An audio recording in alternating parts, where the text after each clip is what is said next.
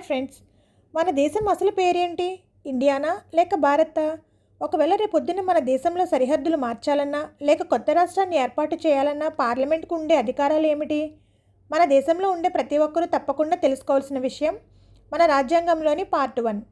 ఇందులో ఉండే ఆర్టికల్ 1 నుండి ఆర్టికల్ 4 వరకు ఉండే నిబంధనలు మన దేశం యొక్క భూభాగాన్ని, దాని నిర్మాణాన్ని డిజైన్ చేస్తాయి. ఈరోజు వీడియోలో చాలా సింపుల్గా ఎగ్జాంపుల్స్తో ఈ 4 ఆర్టికల్ గురించి క్లియర్గా తెలుసుకుందాం. వీడియోను ఎక్కడా స్కిప్ చేయకుండా చివరి వరకు చూడండి. మొదటగా ఆర్టికల్ 1. ఇది మన దేశం పేరు మరియు స్వరూపాన్ని చెప్తుంది. రాజ్యాంగంలో ఏమని రాసి ఉందంటే, ఇండియా అనగా భారత్, రాష్ట్రాల సముదాయం. రాజ్యాంగం రాసేటప్పుడు దేశం పేరు మీద పెద్ద చర్చ నడిచింది. కొందరు భారత్ అని ఉంచాలన్నారు, మరికొందరు ఆధునిక పేరు అయిన ఇండియా కావాలన్నారు. అందుకే మన పెద్దలు రెండింటిని కలిపి ఇండియా, దట్ ఈస్ భారత్ అని పెట్టారు. ఇక్కడ ఇంకొక ముఖ్యమైన పదం ఉంది, అదే యూనియన్ ఆఫ్ స్టేట్స్. అంటే భారతదేశం అనేది రాష్ట్రాలన్నీ కలిసి ఒక అగ్రిమెంట్ చేసుకుని ఏర్పడిన దేశం కాదు. మన దేశం నుండి ఏ రాష్ట్రము విడిపోవడానికి వీల్లేదు. ఈ ఆర్టికల్ 1 ప్రకారం మన దేశ భూభాగాన్ని 3 రకాలుగా విభజించవచ్చు.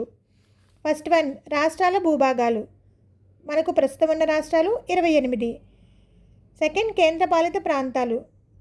ప్రస్తుతం ఉన్నవి 8 కేంద్రపాలిత ప్రాంతాలు. థర్డ్ వన్, భారత ప్రభుత్వం సేకరించే ఇతర భూభాగాలు. అనగా భవిష్యత్తులో ఏదైనా ఇతర దేశ ప్రాంతాన్ని మనం గెలుచుకున్నా లేదా ఒప్పందం ద్వారా తీసుకున్నా అది కూడా ఇందులో భాగం అవుతుంది. నెక్స్ట్ వన్, ఆర్టికల్ 2, కొత్త రాష్ట్రాల చేరిక లేదా ఏర్పాటు. భారతదేశంలో ప్రస్తుతం భాగంగాని ఒక కొత్త భూభాగాన్ని లేదా సరిహద్దు వెలుపల ఉన్న ఒక ప్రాంతాన్ని భారతదేశంలో కలిపి దానికి రాష్ట్ర హోదా ఇచ్చే అధికారాన్ని ఈ ఆర్టికల్ పార్లమెంటుకు ఇస్తుంది. ఈ ఆర్టికల్ ప్రకారం 9వ రాజ్యాంగ సవరణ ద్వారా 1960లో బెరుబారి ప్రాంతాన్ని పాకిస్తాన్కు బదిలీ చేశారు. అలాగే 1975లో 36వ రాజ్యాంగ సవరణ ద్వారా సిక్కిం భారతదేశంలో 22వ రాష్ట్రంగా చేరింది. ఇలాంటి కొత్త ప్రాంతాలను చేర్చుకోవడానికి పార్లమెంటు ఆర్టికల్ 2ను ఉపయోగిస్తుంది. 100వ రాజ్యాంగ సవరణ ద్వారా 2015లో భారత్ బంగ్లాదేశ్ ఒప్పందం జరిగింది. ఆర్టికల్ 3, అంతర్గత మార్పులు మరియు కొత్త రాష్ట్రాల ఏర్పాటు. ఇది చాలా ముఖ్యమైనది. ఆర్టికల్ 2కి ఆర్టికల్ 3కి ఒక చిన్న తేడా ఉంది. ఆర్టికల్ 2 అనేది దేశం బయట ఉన్న భూభాగాల గురించి చెప్తే, ఆర్టికల్ 3 అనేది దేశం లోపల ఉన్న రాష్ట్రాల గురించి చెప్తుంది. ఆర్టికల్ 3 ప్రకారం పార్లమెంటుకు కొన్ని ప్రత్యేక అధికారాలు ఉన్నాయి. అవి కొత్త రాష్ట్రం ఏర్పాటు, రాష్ట్రం యొక్క సరిహద్దులను మార్చవచ్చు లేదా తగ్గించవచ్చు, పెంచవచ్చు, ఏదైనా రాష్ట్రం యొక్క పేరును మార్చవచ్చు. ఇప్పుడు అవేంటో చూద్దాం. ఏదైనా ఒక రాష్ట్రం నుంచి కొంత భాగాన్ని విడదీసి కొత్త రాష్ట్రాన్ని ఏర్పాటు చేయవచ్చు. ఫర్ ఎగ్జాంపుల్, ఆంధ్రప్రదేశ్ నుంచి తెలంగాణ విడిపోవడం. నెక్స్ట్, ఏదైనా ఒక రాష్ట్రం యొక్క వైశాల్యాన్ని పెంచవచ్చు, తగ్గించవచ్చు, అలాగే సరిహద్దులను మార్చవచ్చు. ఏదైనా ఒక రాష్ట్రం యొక్క పేరును కూడా మార్చవచ్చు. ఫర్ ఎగ్జాంపుల్, మద్రాస్ రాష్ట్రాన్ని తమిళనాడుగా, ఒరిస్సాని ఒడిస్సాగా మార్చడం. ఇక్కడ ఒక ట్విస్ట్ ఉంది ఫ్రెండ్స్. ఈ బిల్లును పార్లమెంట్లో ప్రవేశపెట్టే ముందు రాష్ట్రపతి అనుమతి తప్పనిసరి. అలాగే సంబంధిత రాష్ట్ర అసెంబ్లీ అభిప్రాయాన్ని కూడా అడుగుతారు. కానీ ఆ రాష్ట్ర అసెంబ్లీ వద్దు అని చెప్పినా కూడా పార్లమెంటు వినాల్సిన అవసరం లేదు. కేంద్ర ప్రభుత్వానికి నచ్చితే రాష్ట్రాల సరిహద్దులను మార్చేయవచ్చు. అంటే దేశాన్ని ముక్కలు చేయలేం కానీ రాష్ట్ర సరిహద్దులను మార్చవచ్చు. నెక్స్ట్ వన్, ఆర్టికల్ 4, సాధారణ మెజారిటీ. ఇదొక టెక్నికల్ పాయింట్ కానీ చాలా సింపుల్. ఆర్టికల్ 2 మరియు ఆర్టికల్ 3 ప్రకారం చేసే మార్పులను రాజ్యాంగ సవరణలుగా పరిగణించరు. అంటే ఏంటంటే, ఒక కొత్త రాష్ట్రాన్ని ఏర్పాటు చేయాలన్నా లేదా పేరు మార్చాలన్నా ప్రత్యేక మెజారిటీలో అవసరం లేదు. పార్లమెంట్లో కేవలం సాధారణ మెజారిటీ, అంటే 50% కంటే ఎక్కువ మంది ఓటు వేసే సభ్యులు ఒప్పుకుంటే చాలు, ఆ బిల్లు పాస్ అవుతుంది. దీనికోసం ప్రత్యేకంగా రాజ్యాంగాన్ని సవరించాల్సిన పని లేదు. ఆర్టికల్ 2, 3 ద్వారా సవరింపబడిన మార్పులు ఆర్టికల్ 1 మరియు 4లో పొందుపరచబడతాయి. చూసారుగా, ఆర్టికల్ 1 దేశం పేరుని చెప్తే, ఆర్టికల్ 2 విదేశీ భూభాగాల సేకరణ చెప్తుంది. ఆర్టికల్ 3 దేశం లోపల రాష్ట్రాల మార్పులను చెప్తే, ఆర్టికల్ 4 వీటన్నిటినీ సాధారణ మెజారిటీ చాలని చెప్తుంది. ఇది మన రాజ్యాంగంలోని పార్ట్ 1. ఇప్పుడు తొలి భాషా ప్రయుక్త కమిటీల గురించి తెలుసుకుందాం. First one, Dhar commission. ఈ కమిషన్ను 1948 జూన్లో బాబు రాజేంద్ర ప్రసాద్ ఏర్పాటు చేశారు. దీనిలోని సభ్యులు పన్నాలాల్, జగత్ నారాయణ్ లాల్. పాలనా సౌలభ్యం కోసం రాష్ట్రాలను ఏర్పాటు చేయవచ్చును గాని భాషా ఆధారంగా రాష్ట్రాలు ఏర్పాటు చేయరాదు అని తన నివేదికను 1948 డిసెంబర్లో ఈ కమిటీ సమర్పించింది. జేవీపీ కమిటీ ఇది 1948 డిసెంబర్లో ఏర్పాటు చేయడమైనది. దీనిలోని సభ్యులు జవహర్లాల్ నెహ్రూ, వల్లభాయ్ పటేల్, పట్టాభి సీతారామయ్య. రార్ కమిషన్ ప్రతిపాదనలు పరిశీలించడానికి కాంగ్రెస్ పార్టీ ఏర్పాటు చేసింది. ఈ కమిటీ భాషా ప్రయుక్త రాష్ట్రాల ఏర్పాటును తిరస్కరిస్తూ ఈ ఏర్పాటు కొన్ని సంవత్సరాల పాటు వాయిదా వేయాలని పేర్కొంటూ ఆంధ్ర ప్రాంతాన్ని మాత్రం మినహాయించమని కోరింది. ఇది తన నివేదికను 1949 ఏప్రిల్ 1వ తేదీన సమర్పించింది. ఫజిల్ అలీ కమిషన్. ఈ కమిషన్ 1953 డిసెంబర్ 22వ తేదీన ఏర్పడింది.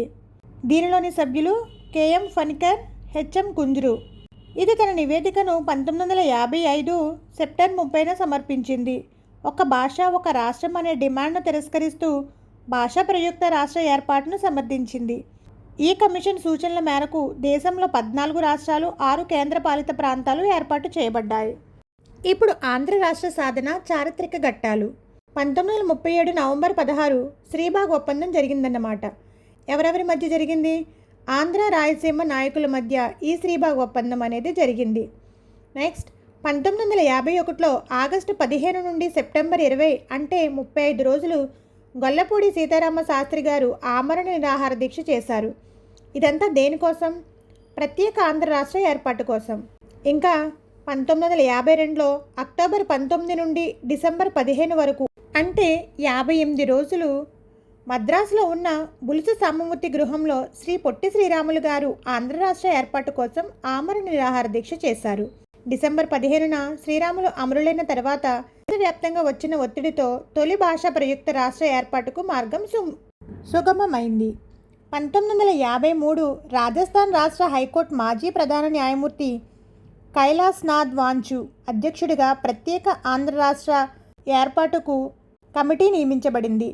ఈ కమిటీ సూచనల మేరకు 11 జిల్లాలతో అక్టోబర్ 1 నాడు ఆంధ్ర రాష్ట్రం ఏర్పడింది. భారతదేశంలో భాషా ప్రాతిపదికన ఏర్పడిన మొట్టమొదటి రాష్ట్రం ఆంధ్ర రాష్ట్రం. ఆంధ్ర రాష్ట్రం మొదటి ముఖ్యమంత్రి టంగుటూరి ప్రకాశం పంతులు, మొదటి ఉప ముఖ్యమంత్రి నీలం సంజీవరెడ్డి, చివరి ఉప ముఖ్యమంత్రి బెజవాడ గోపాలరెడ్డి, హైకోర్టు మొదటి ప్రధాన న్యాయమూర్తి కోకా సుబ్బారావు. ఆంధ్ర రాష్ట్ర రాజధాని కర్నూలు, తొలి గవర్నర్ సీఎం త్రివేణి. ఆంధ్ర రాష్ట్ర హైకోర్టు గుంటూరులో ఏర్పాటు చేయబడింది. ఆంధ్ర రాష్ట్రంలో రాష్ట్రపతి పాలన 1954 నవంబర్ 15వ తేదీన విధించబడింది. ఉమ్మడి ఆంధ్రప్రదేశ్ ఆవిర్భావం 1956. పెద్ద మనుషుల ఒప్పందం 1956 ఫిబ్రవరి 20వ తేదీన ఢిల్లీలో హైదరాబాద్ అతిథి గృహంలో 8 మంది నాయకులతో ఒక ఒప్పందం జరిగింది. దీనినే పెద్ద మనుషుల ఒప్పందం అంటారు. దీనిలోని సభ్యులు తెలంగాణ నుంచి బూర్ల రామకృష్ణారావు, కేవి రంగారెడ్డి, మర్రి చెన్నారెడ్డి, జేవి నరసింగారావు. అలాగే ఆంధ్ర నుంచి నీలం సంజీవరెడ్డి, బెజవాడ గోపాలరెడ్డి, అల్లూరి సత్యనారాయణ, సర్దార్ గౌతమ్ లచ్చన్న. ఫజిల్ అలీ కమిషన్ సూచన మేరకు ఆంధ్ర మరియు తెలంగాణ కలిపి ఆంధ్రప్రదేశ్గా 1956 నవంబర్ 1వ తేదీన ఏర్పాటు చేయబడింది. రాష్ట్రాల పునర్వ్యవస్థ ద్వారా ఎస్ఆర్సీ ఏర్పాటైన మొదటి రాష్ట్రం ఆంధ్రప్రదేశ్. ఆంధ్రప్రదేశ్ మొదటి ముఖ్యమంత్రి నీలం సంజీవరెడ్డి, మొదటి ఉప ముఖ్యమంత్రి కొండా వెంకటరెడ్డి. అలాగే హైదరాబాద్ మొదటి చివరి ముఖ్యమంత్రి బూర్ల రామకృష్ణారావు. తెలంగాణ ఉద్యమం 1969 నాటి ముఖ్యమంత్రి కాసు బ్రహ్మానందరెడ్డి. ప్రత్యేక ఆంధ్ర రాష్ట్ర ఉద్యమం 1973 ముఖ్యమంత్రి పివి నరసింహారావు. ఆంధ్రప్రదేశ్ మొట్టమొదటి స్పీకర్ అయ్యర్ దేవర కాళేశ్వరరావు. 1956 నాటికి ఏర్పడిన రాష్ట్రాలు, కేంద్రపాలిత ప్రాంతాలు. రాష్ట్రాలు 14. అవి ఆంధ్రప్రదేశ్, అస్సాం, బాంబే, బీహార్, మధ్యప్రదేశ్, మైసూర్, మద్రాస్, జమ్మూ కాశ్మీర్, రాజస్థాన్, పంజాబ్, ఉత్తరప్రదేశ్, ఒరిస్సా, కేరళ, పశ్చిమ బెంగాల్. కేంద్రపాలిత ప్రాంతాలు 6.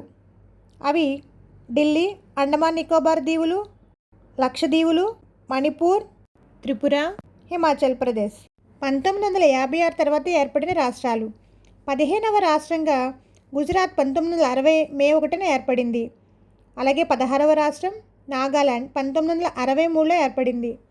17వ రాష్ట్రంగా 1966లో హర్యానా, 18వ రాష్ట్రంగా 1971లో హిమాచల్ ప్రదేశ్, 1972లో 3 రాష్ట్రాలు ఏర్పడ్డాయి. 19వ రాష్ట్రంగా మణిపూర్, 20వ రాష్ట్రంగా త్రిపుర, 21వ రాష్ట్రంగా మేఘాలయ. అలాగే 22వ రాష్ట్రంగా 1975లో సిక్కిం, 1987లో 3 రాష్ట్రాలు, 23వ రాష్ట్రంగా మిజోరాం, 24వ రాష్ట్రంగా అరుణాచల్ ప్రదేశ్, 25వ రాష్ట్రంగా గోవా. అలాగే 2000 సంవత్సరంలో 3 రాష్ట్రాలు ఏర్పడ్డాయి.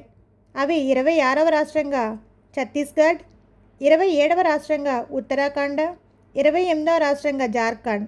2014 జూన్ 2వ తారీఖున 29వ రాష్ట్రంగా తెలంగాణ ఏర్పడింది.